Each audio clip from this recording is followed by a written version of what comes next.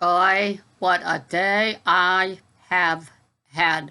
You just can't make up this story. You just can't. Anyway, welcome everybody. My name is Sarah, and this is Instacart Pearls of Wisdom with another day of the adventures of my life. Here we go.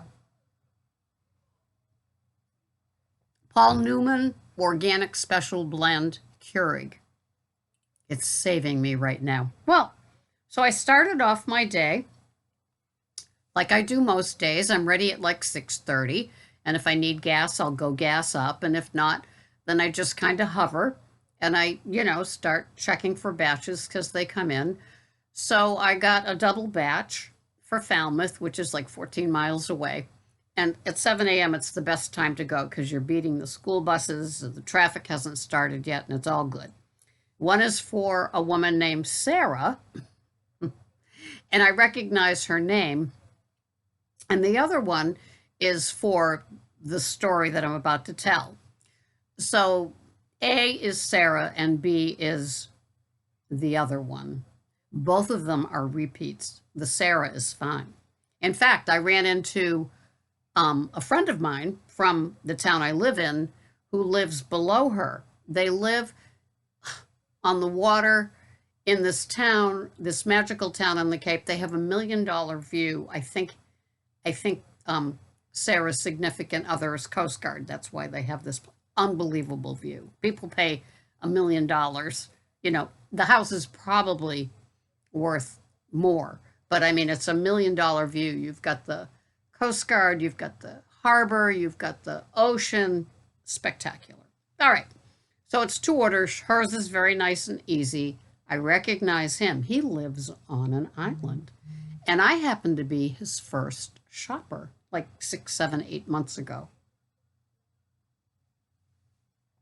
He was a tip baiter. He was whining. He didn't believe me. He even called the store and had the front end manager, testing to see if I was telling the truth about his beloved iced tea. You can't make this up. This was the first order like months ago. He whined so much that I left that store and went to the other big retail store around the corner and bought it for him because he told me he'd reimburse me for it. I was so naive. And he also said I was going to get a $25 tip because I was doing such a great job after he, beat me to a pulp.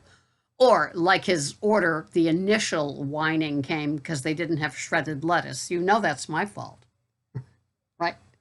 So anyway, so this order is very similar to the other order. He must get a batch delivered to him on this island by this freighter because the first time I had to deliver it to this freighter office that's closed with a code, to get into the door and then leave it there in plastic bags, even though the town I was shopping in is a paper bag town. They don't have plastic bags there.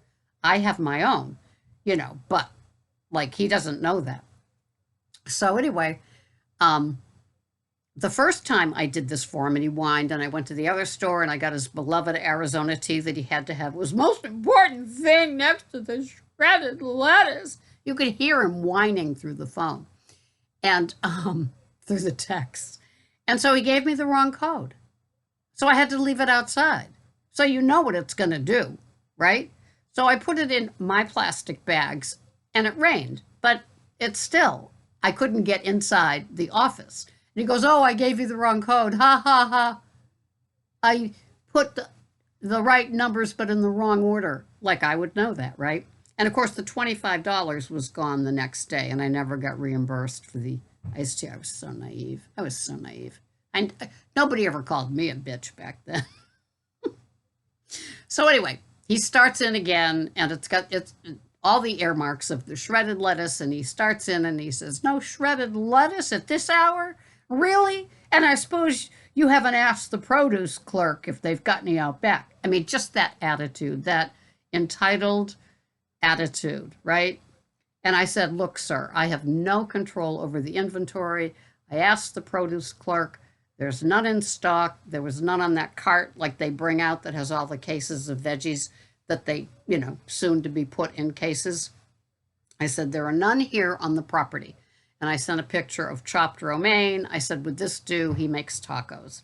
You can tell by the order, and I know him from the first order. And, he said, sorry.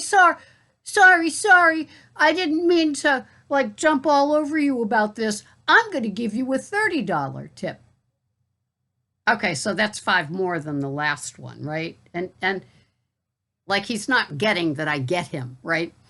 And so anyway, I call Instacart and I say, look, he tip baited me the first time for $25. He took it away.